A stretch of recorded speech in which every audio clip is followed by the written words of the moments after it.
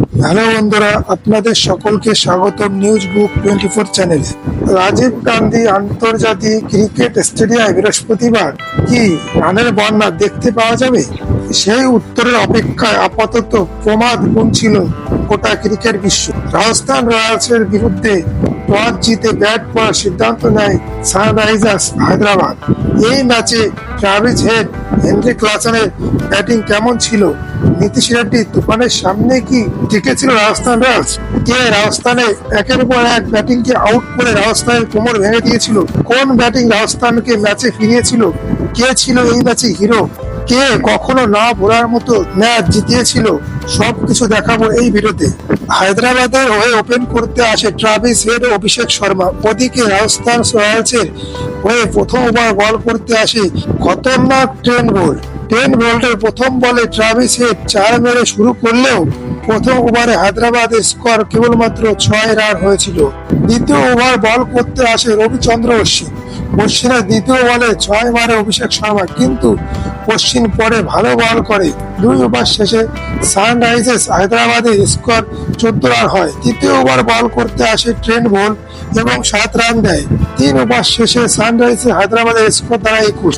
4 নম্বর over বল করতে আসে রবিচন্দ্র অশ্বিনের বল তো অভিষেক শর্মা বুঝতেই পারছিল না। হায়দ্রাবাদের শুরুটা খুবই ছোলো ছিল।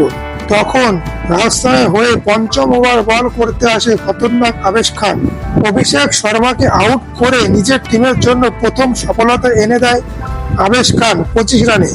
অভিষেক শর্মা নিজের টিমের জন্য 10 বলে 12 রান করে আউট হয়। তখন মাঠে ব্যাট করতে আসে আনমোলপ্রীত সিং। দুজনের কাঁধের উপর টিমের পুরো ভার ছিল। আনমোল 4 মেরে নিজের খাতা খোলে এবং হেড শেষ বলে আবেশ খানকে 4 মেরে 5 ওভারে টিমের স্কোর 35 রানে পৌঁছে দেয় 1 উইকেটের বিনিময়ে। রাজস্থানের উইকেটের দরকার ছিল। সঞ্জু বোলিং এ পরিবর্তন করে সন্দীপ শর্মার হাতে বল তুলে দেয়। সন্দীপ শর্মা প্রথম বলে অনমোলপ্রীত সিংকে আউট করে দলের জন্য দ্বিতীয় সফলতা এনে দেয়। হায়দ্রাবাদের 35 রানের দ্বিতীয় উইকেটের পতন হয়। অনমোল তেমন কিছু করতে পারেনি, 5 বলে 5 রান করে আউট হয়ে ফিরে যায়। তখন ব্যাট হাতে ট্রাভিস হেডের সঙ্গী হয় নীতিশ রেড্ডি। এই দুজনের উপর ম্যাচের সম্পূর্ণ দায়িত্ব এসে পড়ে। পাওয়ার প্লেতে হায়দ্রাবাদ মাত্র 37 রান করে 2 উইকেট হারিয়ে। এই দুজন ধীরে ধীরে পার্টনারশিপ করতে থাকে ও 9 ওভার শেষে 50 রান পৌঁছে দেয় টিমের স্কোর। এদিকে হেড দেখতে দেখতে 38 বলে 50 রান পূর্ণ করে ফেলে। নীতিশ রেড্ডিও ভালো ব্যাট করছিল। দুজনে মিলে 50 রানের পার্টনারশিপ গড়ে তোলে এবং 12 ওভার শেষে দলের স্কোর পৌঁছে দেয় 100 রানে। 13 ওভারে বল করতে আসে চাহাল।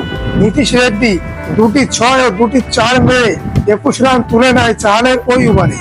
দুজনে এখানেই থেমে থাকেনি, দুজনে মারমুখী হয়ে ওঠে এবং দলের দ্রুত গতিতে বাড়াতে থাকে। তখন 15 ওভারে বল করতে আসে আবেশ খান।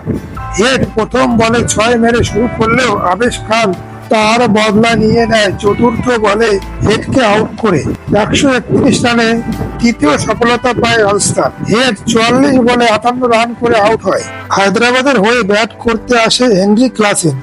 এদিকে নীতিশ রেড্ডি নিজে অর্ধশত রান পূর্ণ করে মাত্র 30 বলে। 17 ওভার বল করতে আসে চাহাল।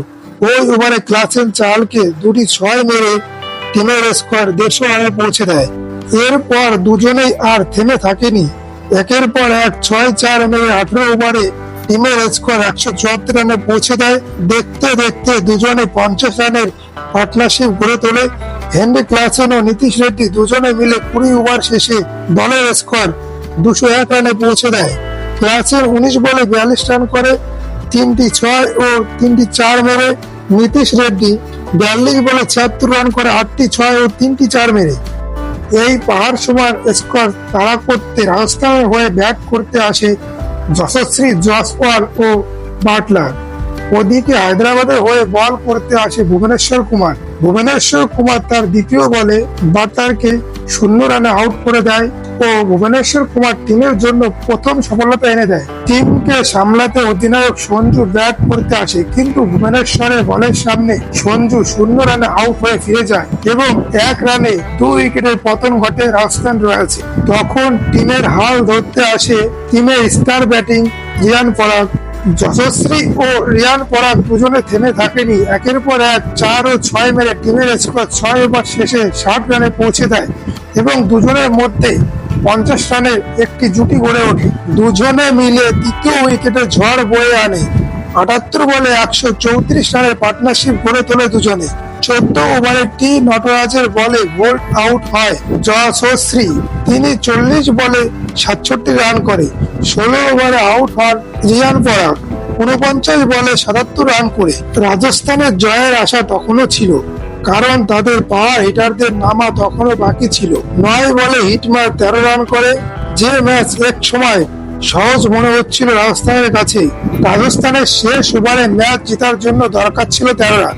অশ্বিনী প্রথম বলে সিঙ্গেল নিয়ে রমেন পাওয়ালকে স্ট্রাইকে আনে। রমেন পাওয়াল দ্বিতীয় বলে 2 এবং তৃতীয় বলে 4 মারে।